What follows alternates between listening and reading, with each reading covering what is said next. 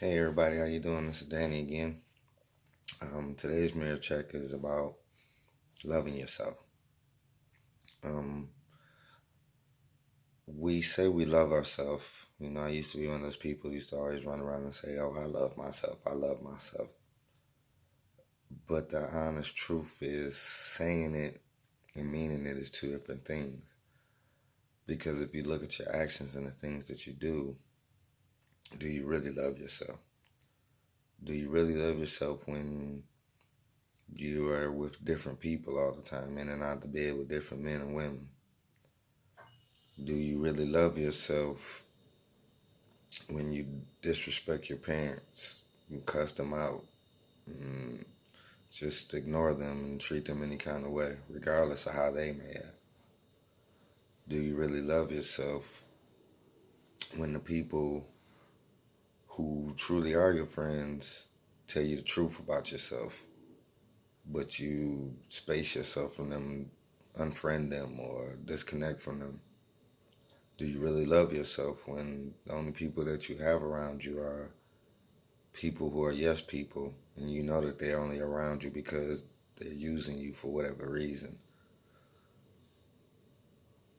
Do you really love yourself when you have people around you who you can tell the truth to, but they don't tell you the truth, and you know it?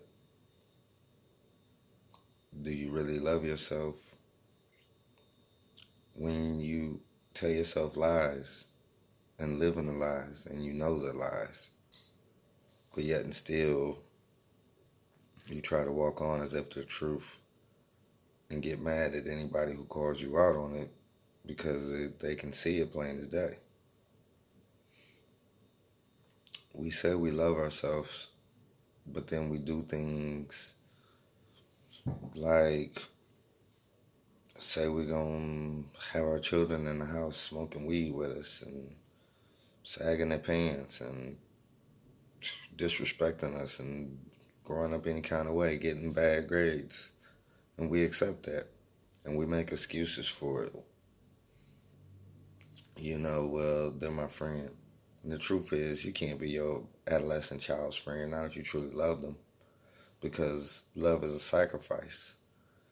And to be your adolescent child's friend, there's sacrifices that you have to make that you can't make as your child's friend.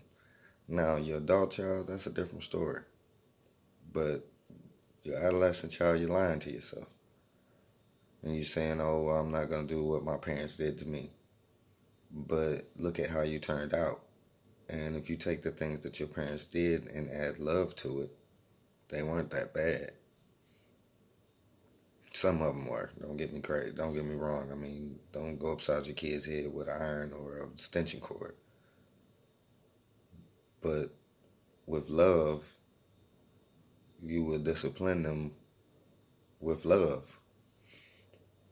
We have to find that love for ourselves where we ask God to help us to truly love ourselves, to let go of things that no longer serves the purpose of loving, fulfilling that void of attempting to love ourselves. Because that's what you find out it is. It's an empty void. And nothing can fill that void. Not men, women, drinking, smoking, gambling, hunting, whatever you could think of to try to working out to fill that void. Nothing's going to fill that void but learning to love God and learning to love yourself. You love God so much and you learn to love him that he teaches you to love you, truly, truly love yourself. And in loving yourself, you're able to love others. And you understand that God so loved the world, he gave his only begotten son, which that was a sacrifice. That's why it said his only begotten son. And Jesus loved us so very much that he died on the cross for our sins. That was a sacrifice. So if you're going to tell someone you love them, you have to understand it's a sacrifice. It's not about feeling good and joyous feelings. It's about sacrificing. So learn to sacrifice for yourself so that you can learn to make the sacrifice for your children, your friends, your family, to make the sacrifice for the Lord.